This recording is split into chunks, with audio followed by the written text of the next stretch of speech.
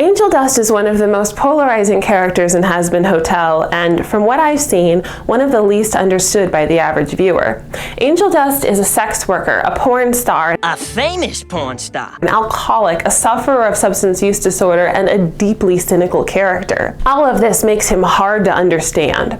For one, these are heavily stigmatized identities. A lot of people are quick to dismiss those who end up in a situation like Angel Dust's. This dismissal can be as simple as them falling beneath the consideration of polite society, or as cruel as the contemptuous judgment that anyone who's made decisions like his deserves to languish in the situation they've made for themselves. Additionally, Angel Dust is fully aware of how people perceive him and adopts a performative attitude of excessive pride and protective irony that doesn't get peeled away until halfway through the show. This is a wonderful character trait, especially once it's revealed to be a coping mechanism, and it deserves to be analyzed along with the rest of him, but it can make him even less accessible for those who are made uneasy by any of his identities, or for those who are unused to talking about sex work or addiction and recovery, including the large number of children who are fans of this show. I'm not condoning children watching this show. One of the episodes is rated 18+ for good reason, but it's also not on me to keep children from watching this show. What I can do is break down the character of Angel Dust and explain for them and anyone else who just doesn't get him how his character arc works as a metaphor for addiction and recovery using real-world interventions such as Housing First and peer support services. At the beginning of the show, Angel Dust does not believe that the mission of the Hazbin Hotel to redeem sinners and send them to heaven is possible. I'm choosing to be here, and I think it's all stupid. We're in hell, toots. That's kind of the end of the road, ain't it? The only reason he stays at the hotel is because it's free. In episode 1, he states, "Whatever means I can keep crashing here rent-free.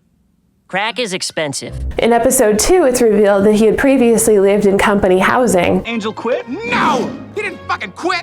It's worse! He moved! And that while this had been a horrible living situation, it was one he felt trapped in part because he couldn't afford to live anywhere else. Crack is expensive. At first, all this cynicism makes it seem like he doesn't want to be better. But in episode 4, we find out that he wants to be better more than anything. Wish I had something to live for tomorrow. But thinks he can't have it and doesn't deserve any better. What's the worst part of this hell? I can only blame myself.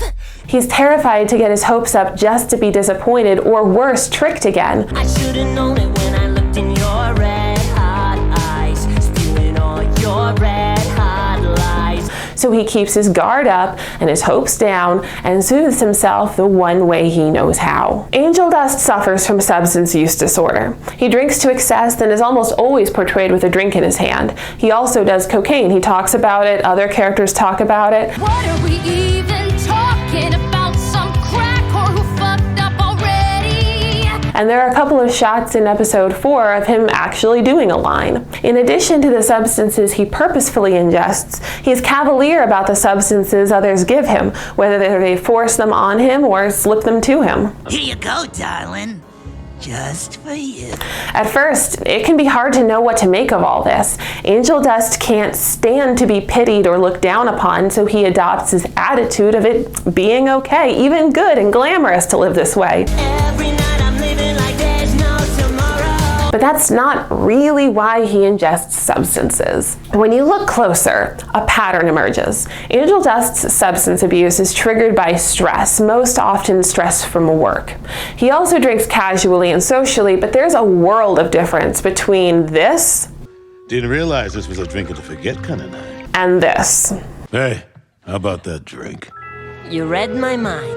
There's an obvious quantitative difference, but there's a more nuanced qualitative difference too. One is normal, even social, whereas the other is a really unhealthy coping mechanism. As humans develop through our childhood and adolescence, we learn how to handle stress. The best coping mechanisms are socially based ones that emphasize personal worth and community. For example, if you're 14 and stressed about a test, you might talk to your friends on the way to school and they'll talk you down and you'll take the test and hang out together once the stress has been taken care of. But what happens if your friends think your nerves are annoying and instead of talking about it, someone offers you a Valium? You take it and it works, and you learn that this is the right way to take care of bad feelings. The next time you're nervous for a test, you want the thing that helped last time. Valium might not be around, but maybe someone has a Xanax, or maybe someone knows where to get pot. Here's where things get sticky.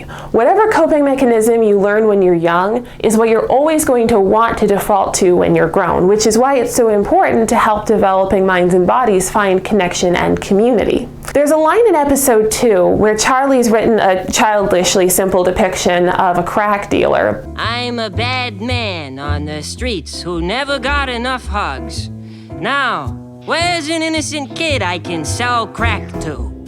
But there's a grain of truth to it. If you don't get enough hugs as a kid, if you're not taught pro-social coping skills, you're much more susceptible to addiction because it also soothes the pain. Angel Dust, as a man who's grown, died, and kept going, is at this point operating on old habits. In multiple places, we can see him push someone's care for him aside in favor of substances, which he's grown to prefer over companionship. In episode 2, Angel Dust listens to his boss's voicemails and grows visibly upset. You fucking slut! Hey, Angie, about earlier. Kill your whole fucking family. Work's really stressful. Little cocksucking piece of shit! When his pet pig Fat Nugget sees his distress and goes to soothe him, Angel Dust pushes him aside and tells him, Sorry. Not now, Fat Nuggets. before going downstairs to drink hard liquor straight from the bottle.